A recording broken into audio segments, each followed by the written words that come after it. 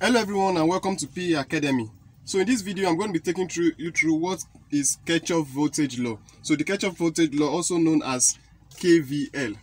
So if you are new to this channel PE Academy and you are yet to subscribe and you'd like to see content under engineering drawing and technical drawing and also content under electrical engineering and electronics engineering, do make sure you consider subscribing. Alright, now let's come back to this video, Kirchhoff voltage law. So to start with, we are going to be stating what the law actually says. So according to Kirchhoff, the Kirchhoff voltage law states that so it states that the algebraic sum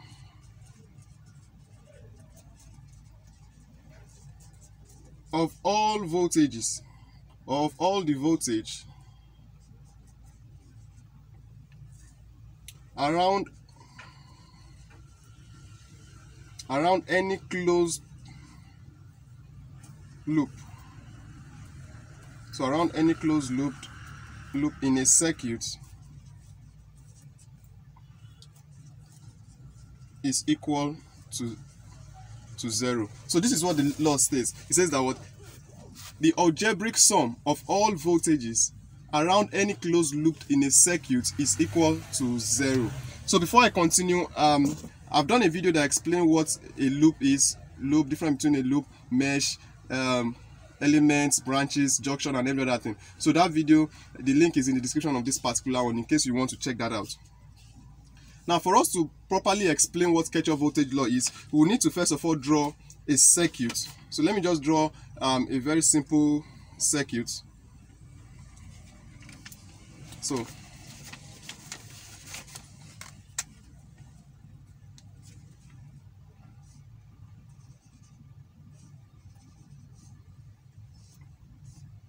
right here we have our voltage source,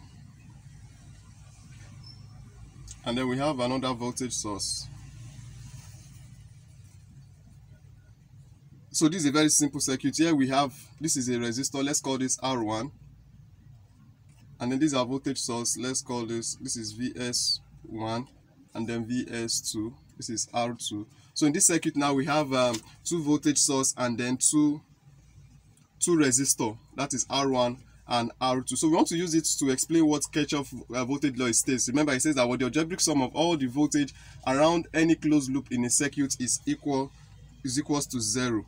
Now, before we can start to simplify this, we have to first of all, when you have a circuit like this and you want to apply Kirchhoff voltage law, the first thing you have to do is to pick your direction of current. So let me write it here. So let me just note this. So the first thing I said you should do is what? So indicate what? Your current direction. So your current direction. Now you can decide to pick a clockwise or anti-clockwise direction, but personally I prefer to always make sure that my direction is always clockwise. So if you are choosing a clockwise, you are going to have something like this. So since that is the direction of current, and you can indicate that okay, this is for current. So now once we've decided on the direction of the currents that we want to pick, now the next thing for us is to what? Is to put in the polarities of the elements in this circuit. All these are the resistor, the voltage source, they are referred to as elements. I've explained all of this in the video I did on the difference between elements, branches, loop, mesh, and every other thing. So for us to put in the polarities, so let me indicate it. So the next thing is to what? Is to note the polarities of the elements in the circuit.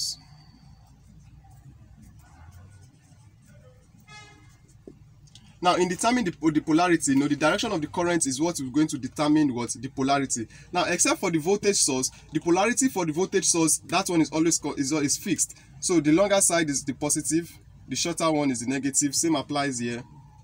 So let me just positive, and then this is negative. Now for other elements, like maybe if you have the resistor and then your capacitor inside, now the direction is what is usually influenced by, the polarity rather is influenced by the direction of the current. So if it is moving like this, so let me just have, this that we have here, let me just draw it out. So this is our R1. Now in this direction, that means we are having our current to be moving like this, which this is the direction of current. So when it is moving like this, our polarity will be like this, from positive to negative. I hope that is clear. Now let me also draw this here. So if we have this as our R1, and maybe for any reason, depending on the position we pick, our current direction is flowing like this. So let me indicate it as our current direction. Then that means the polarity is going to be plus here, and we are going to be having minus here. Whichever way it wants to come out, appear. If it is horizontal like this, even if it is vertical, if you have your elements on the vertical way like this, and then you have your currents moving in this direction like this, maybe clockwise, then once it is in this position, it will be coming down, then it is going to be what? From positive to negative. So if it is something like this, so if this is our R1, this is also R. So if the direction of the current is like this, direction of our current,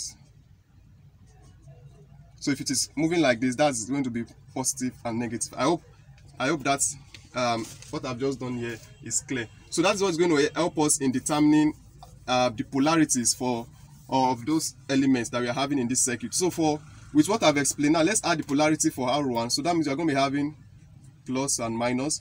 In the same clockwise direction, it's going to be plus and minus. Now we've been able to put in their polarities. Now the next thing you have to do is to calculate the algebraic sum of the voltage around this circuit. Now for you to calculate it, you have to start from a particular node. So let's pick this node as an example.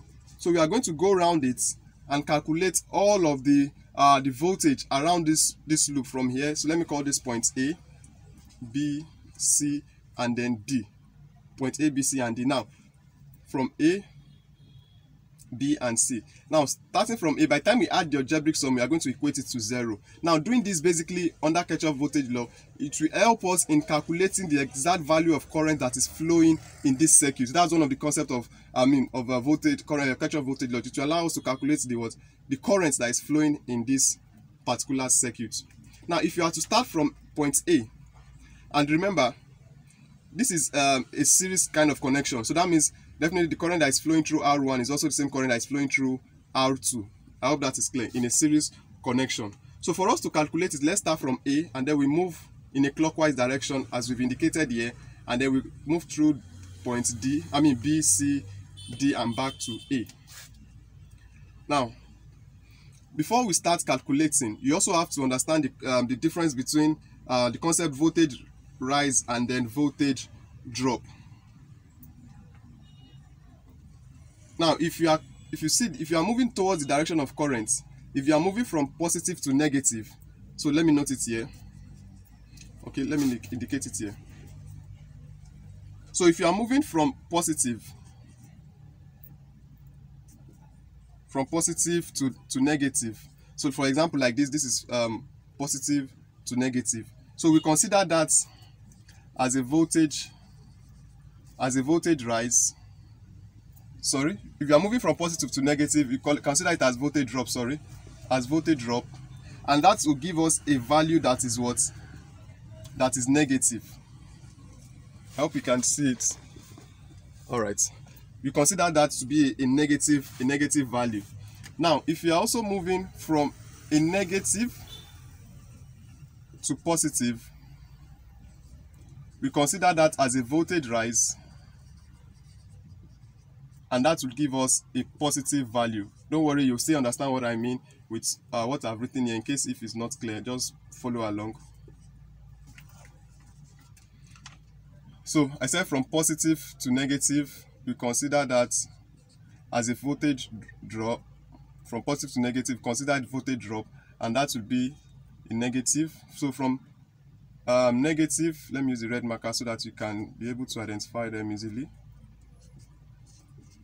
So from negative, we are moving from negative to positive. We consider that as a voltage rise, and that will give us, it will be a positive value.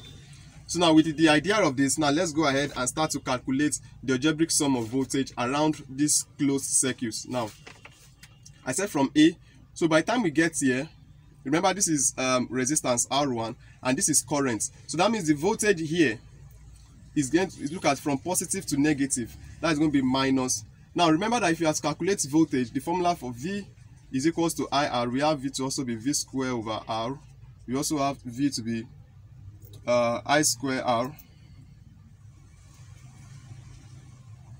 to be I square R. These are the formulas that you can use to get voltage, but this is what we are going to be using most: current times the resistance.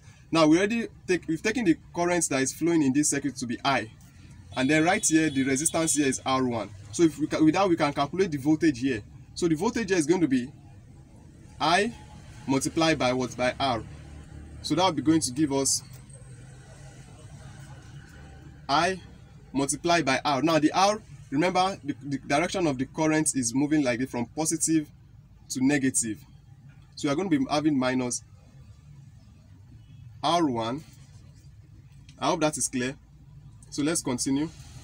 Plus, now from positive to negative, the R2 here, from positive to negative, that is going to be giving us minus R2I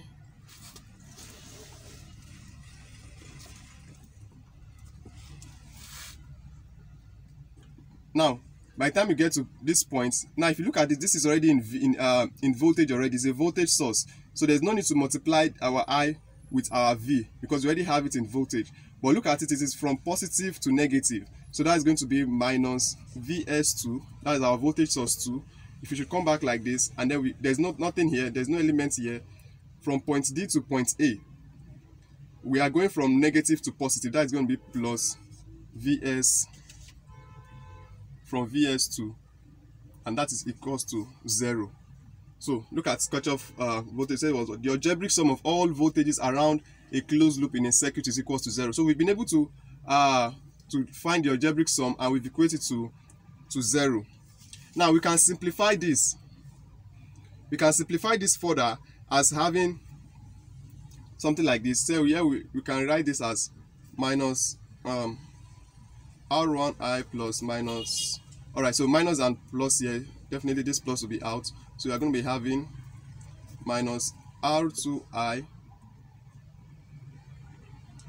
and then minus Vs2 plus. So this is Vs1, voltage source 1 minus Vs1 is equals to 0. Now since we both have I is common here, so we can bring that out as having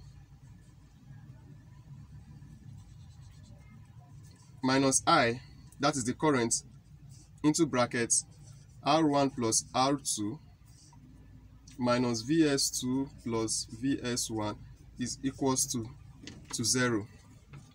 So now let's bring this to the other side of the equation, and that will be giving us Vs1 minus Vs2 is equals to I into brackets R1 plus R2.